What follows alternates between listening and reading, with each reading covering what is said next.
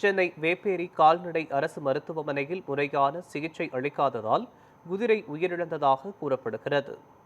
இதுகுறித்து குதிரையின் உரிமையாளருடன் நமது செய்தியாளர் ரஃபீக் நடத்திய கலந்துரையாடலை தற்போது பார்க்கலாம்.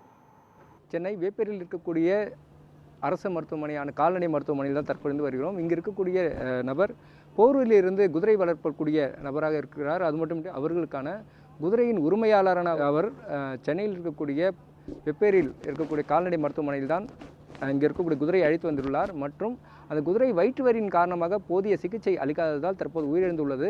இது குறித்து கேட்டறிவோம். இந்த குதிரையோட பேர் ராஜா. இந்த குதிரை வெள்ளிக்கிழமை வயிறு வலி வந்தது. அங்கே லோக்கலில் நாங்கள் பார்த்தோம், நான் கொஞ்சம் நார்மலாச்சு. அதுக்கப்புறம் திங்கக்கிழமை மறுபடியும் வயிறு வலி வந்தது. அதனால் திங்கக்கிழமை கூப்பிட்டு வந்தோம். திங்கக்கிழமை இது எடுத்தாங்க, வேப்பேரிக்கு கூப்பிட்டு வந்தேன்.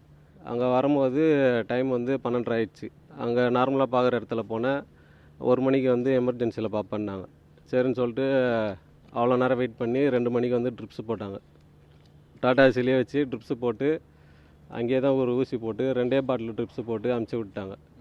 அதுக்கப்புறம் சரின்னு கூப்பிட்டு போனேன். செவ்வாய்க்கிழமை நார்மலாக இருந்தது. மறுபடியும் இன்றைக்கி புதன்கிழமை காலையில் அதேமாதிரி லைட்டாக வயிறு வலி இருக்குன்னாங்க. அன்றைக்கி திங்கக்கிழமை வரும்போது சைதாப்பேட்டை போயிட்டு அந்த கிளாண்ட்ரஸ் வைரஸ் இருக்கிறதுனால ப்ளட் டெஸ்ட் எடுக்க சொன்னாங்க. சரின்ட்டு இன்றைக்கி வயிறு வலி வந்தது. சரி வண்டி வச்சு மதியானம் எடுத்துகிட்டு போயிட்டு அங்கே பார்த்தேன். அங்கே போயிட்டு ப்ளட் டெஸ்ட் எடுத்தாங்க, ட்ரிப்ஸு போட்டாங்க. வயிறு வலி நிற்கலைன்னு சொல்லிட்டு மறுபடியும் நான் இங்கே கூப்பிட்டு வந்தேன். இங்கே கூப்பிட்டு ட்ரீட்மெண்ட்டு ஊசி வெளியில் போய் வாங்கிட்டு வர சொன்னாங்க. என்ன அதுக்கு சீட்டு அவங்க எழுதி கொடுத்தது இருக்குது. அது பெரிய ஜீவன். அது எடுத்துகிட்டு போகிறதுக்கு 4 பேர் வேணும், வண்டியில் ஏற்றவும் முடியாது. அதெல்லாம் இருக்குது எனக்கு பிரச்சனை. இப்போ குதிரை எடுத்துகிட்டு வந்தால் உயிர் இழந்துருச்சு. அந்த கிளாண்ட்ரஸ் இருக்கிறதுனால உள்ளே அலோட் பண்ணல. அன்றைக்கி வெளியே நிப்பாட்டி வண்டியிலே வச்சு ட்ரிப்ஸு போட்டாங்க. இப்போ இன்றைக்கி அங்கேயே சொல்லி அனுப்பிச்சாங்க. அங்கே சொன்னதுனால நான் ஸ்ட்ரைட்டாக உள்ளே கூப்பிட்டு வந்துட்டேன். உள்ளே கூப்பிட்டு இப்போ ட்ரீட்மெண்ட்டை பார்த்துன்னு இருக்கும்போதே இருந்துச்சு. வெட்டினரிக்குன்னு வந்தால் எங்களை அந்த குதிரைக்குன்னு ஒரு அடிப்பட்டது, ஒரு எமர்ஜென்சின்னு வந்தால் மதிக்கிறது கிடையாது. ஒரு டாக்டர் அதை பார்த்துட்டு அது என்ன பண்ணலாம் ஏது பண்ணலான்னு பண்ண மாட்டுறாங்க. அதுக்கப்புறம் என்னென்னா ஊசியே போட தெரியல. அவங்க ஊசி போடுறேன்ட்டு பேரில் அதை குத்தி அதை நாசம் பண்ணி அதை சித்திரவதை பண்ணுறாங்க. அந்த ஊசியை நாங்களே போட்டுருவோம். ஏன்னா நாங்கள் போட மாட்டோம். ஏன்னா நம்ம டாக்டர்கிட்ட வந்துட்டோம்னா டாக்டர் தான் போடணும். அந்த இடத்துல நம்ம போகிறது தப்புன்னு சொல்லிட்டு நாங்கள் அந்த இடத்துல போட மாட்டோம். குதிரை எங்களுக்கு ஸ்டொமக் பெயின் வருதுன்னா அதுக்கு தேவையான ரீசன் டாக்டருக்கு தெரியும், எங்களுக்கும் தெரியும். ஏன்னா எங்களால் பண்ணுறதுக்கு பணம் இல்லை. அதனால தான் இங்கே வருது. ஒரு குளுக்கோஸ் பாட்டில் 45 ரூபா, ஒரு குதிரைக்கு 30 பாட்டில் ஏற்றணும். இங்கே எத்தனை பாட்டில் ஏற்றுனாங்க? ஜஸ்ட்டு 2 பாட்டில் தான், 2 பாட்டில் ஏற்றினா. ஒரு எமர்ஜென்சி வார்டில் குளுக்கோஸ் 2 பாட்டில் ஏற்றினாங்க. ஒரு ஃபியூனெக்ஸ் மருந்து, இவ்வளோ பெரிய ஹாஸ்பிட்டலில் ஒரு ஃபியூனெக்ஸ் இல்லையா, அந்த ஃபியூனெக்ஸுக்கு வெளியில் போய் எழுதி கொடுக்குறாங்க வாங்கின்னு வாண்டி. இப்போ இவரோட குதிரை செத்து போனது காரணம் இந்த வேப்பேரி தான் சொல்லுவேன். எதனாலனா வெளியில் கிளாரஸ் ஒன்று ஓகே, நீங்கள் செக் பண்ணி பாருங்கள்.